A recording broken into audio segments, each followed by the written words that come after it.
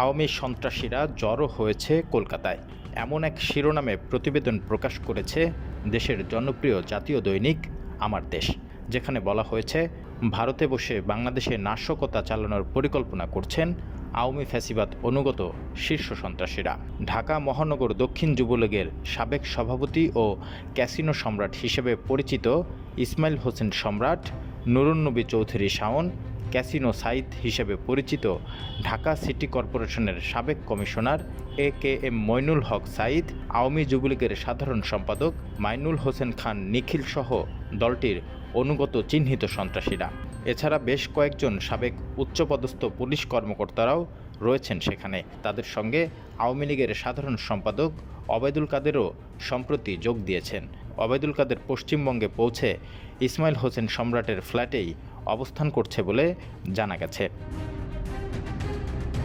সংশ্লিষ্ট একটি সূত্রের বরাত দিয়ে পত্রিকাটি বলছে, তারা ভারতীয় গোয়েন্দা সংস্থা রয়ের তত্ত্বাবধানে থেকে নিয়মিত বৈঠক করছেন বাংলাদেশ নিয়ে, যেখানে পরিকল্পনা করা হচ্ছে বাংলাদেশের ভেতরে নাশকতা চালিয়ে সরকারকে বেকায়দায় ফেলা এবং দেশকে অস্থিতিশীল করে ফায়দা নেয়া।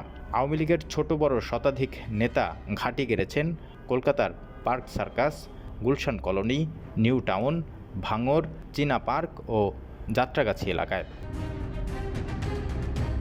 আওয়ামী লীগ নেতাদের অনেকেই কলকাতায় সম্পত্তি কিনেছেন বহু আগেই। নিউ টাউনের সঞ্জীব গার্ডেনের আবাসনে আওয়ামী লীগের সাবেক সংসদ সদস্য আনোয়ারুল আজিম আনারের টুকরো করা লাশ পাওয়ার পর ব্যাপারটি পরিষ্কার হতে শুরু করে। সেই আবাসন অত্যন্ত পশ এলাকায়, খুব ছিমছাম, আধুনিক প্রযুক্তি ও সুবিধা সম্পন্ন, রয়েছে একাধিক সুইমিং পুল। সেখানকার সিকিউরিটি গার্ড আমার দেশের প্রতিবেদককে জানান, বাংলাদেশের অনেকেই আসেন, কারো নিজস্ব ফ্ল্যাট আছে কিনা জানা নেই, তবে ভাড়া থাকেন অনেকেই।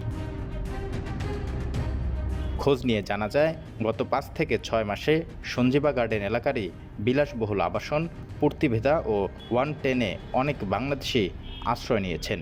তাদের মধ্যে হাই প্রোফাইল লোকও আছেন, যারা কালো কাচের গাড়িতে চলাফেরা করেন।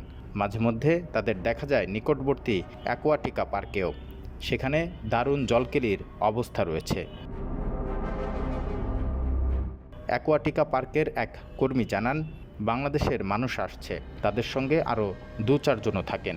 রাজারহাট নিউ টাউনের সবচেয়ে বড় ও বিখ্যাত পার্ক ইকো পার্ক। সেখানে মনোরঞ্জনের জন্য রয়েছে নানা ব্যবস্থা। টাকা ফেললে সিঙ্গেল কটেজও মেলে। সেপ্টেম্বরের শেষ সপ্তাহে সেই ইকো পার্কেই দেখা যায় বাংলাদেশের সাবেক স্বরাষ্ট্রমন্ত্রী আসাদুজ্জামান খান কামালকে।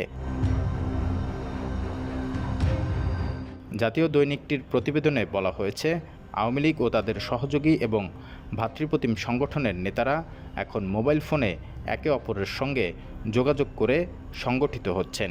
যে কোনো মূল্যে তারা বাংলাদেশের রাজনীতিতে ফিরে আসার লক্ষ্যেই নানা পরিকল্পনা ও কূটকৌশল আঁটছেন।